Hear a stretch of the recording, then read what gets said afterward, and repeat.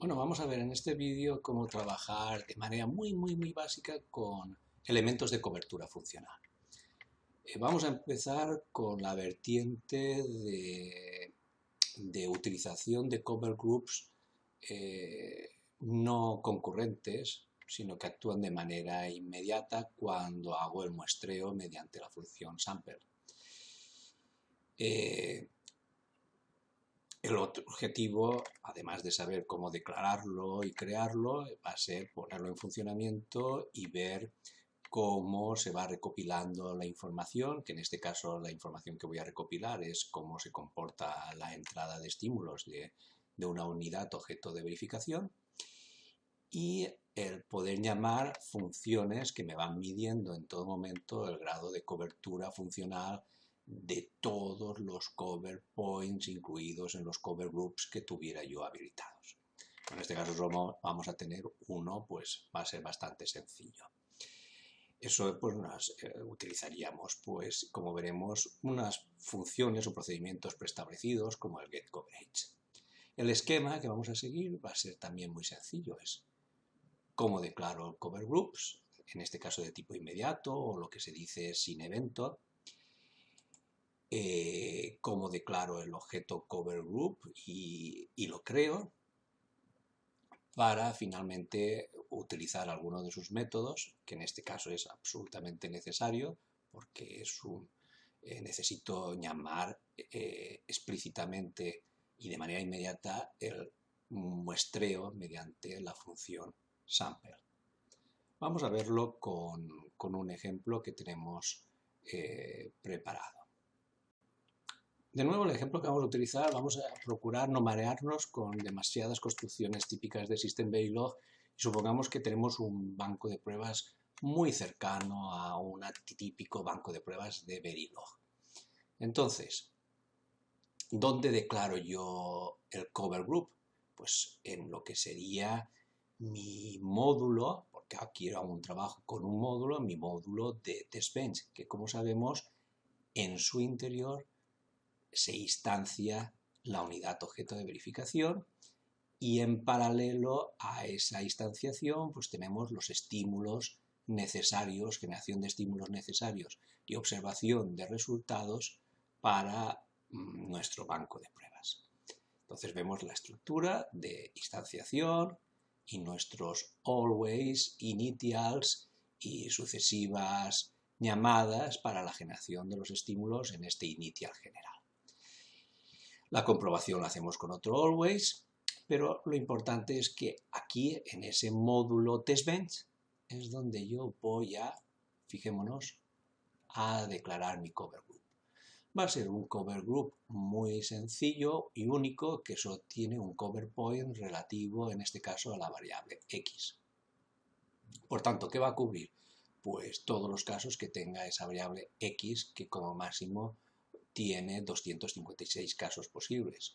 Como no he utilizado ningún bin en particular, pues va a utilizar lo que se llama un automatic bin y por tanto esos 256 casos posibles de X se constituirán como los 256 casos que va a hacer y que va a contabilizar si han ocurrido. Una vez que ya tengo esta declaración con automatic bin, el siguiente momento importante es cuando yo declaro ese objeto, ¿vale? Que lo tenemos aquí, declaración del objeto, nombre del cover group y en este caso el nombre del objeto de ese cover group, y el último momento importante evidentemente es que tengo que llamar al constructor, que lo hago al principio, en el que el cover group definitivamente se le asocia una determinada memoria y se aloja ya una determinada memoria disponible mediante el constructor new. Ahora ya podemos utilizar las propiedades y, lo que es más importante, los métodos disponibles para este cover group. Y como es un cover group de tipo inmediato, pues no está especificado ¿cuándo se tiene que hacer el muestreo? El muestreo se realizará cuando yo explícitamente se lo indique en el devenir de la generación de los diferentes estímulos a lo largo del tiempo. ¿Dónde hago eso? En este initial. Por tanto, cuando yo quiera hacer un muestreo del cover point de ese cover group, pues llamaré a ese cover group y llamaré al procedimiento o al método sampler. Ni que decir tiene que esto, como está dentro de un while, pues se ejecutará ese muestreo pues, varias veces a lo largo de mi simulación. Fijémonos que hay otro elemento importante aquí en esta simulación. Y es que en el momento en que yo tengo cover groups, existe el concepto de grado de cobertura. Es decir, que se está mirando casos que están ocurriendo de ese cover point y se está contabilizando hasta qué punto esos elementos que yo estoy visualizando están siendo cubiertos. ¿Y cómo lo puedo medir?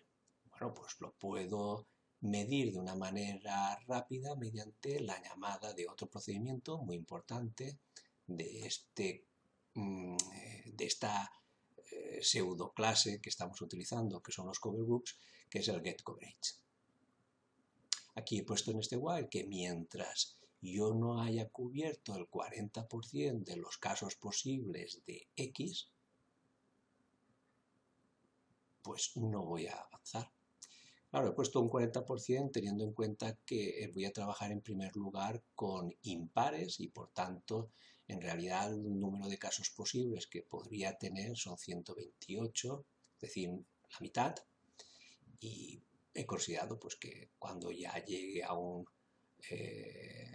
80% de esos 128 casos, pues yo ya puedo abandonar este while y pasar a este otro while y proceder con los números pares.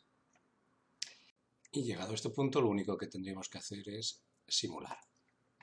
Claro, hay que tener en cuenta que el Playground funciona sobre un servidor remoto a través de un browser, que en este caso estoy utilizando uno de los que tengo instalados, y la información que yo tengo es bastante limitada, porque es solamente la ventana del transcript. Si yo compilo única y exclusivamente tal como está y lo hago correr, vemos que la información del cover group, lo único que me informa al final de todo es que todo el coverage lo ha salvado en un fichero con formato ACDB.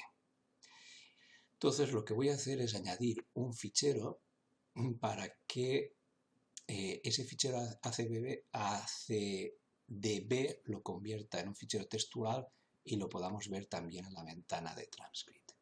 Entonces ese fichero lo vamos a llamar run.to, lo vamos a crear y en realidad vamos a poner los comandos que aquí poníamos por ventanas, pero mucho más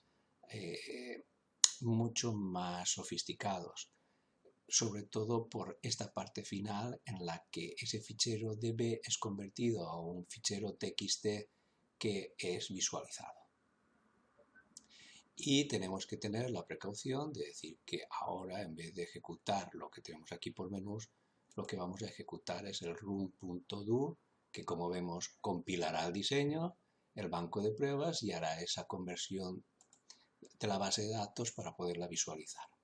Si ahora lanzamos, veremos que la salida es un poquito más completa, porque cuando termina todo el análisis, vemos el fichero txt que ha generado y en el que nos indicaría que tenemos un cover group en el cual el 90,625% de los casos o de los bins han sido cubiertos, ¿vale? Lo repite varias veces por si tuviéramos varios cover groups, etcétera, pero en definitiva pues podemos ver un poco la información del grado de cobertura que se ha conseguido con el cover group que tengamos en particular. Bueno, y eso es todo.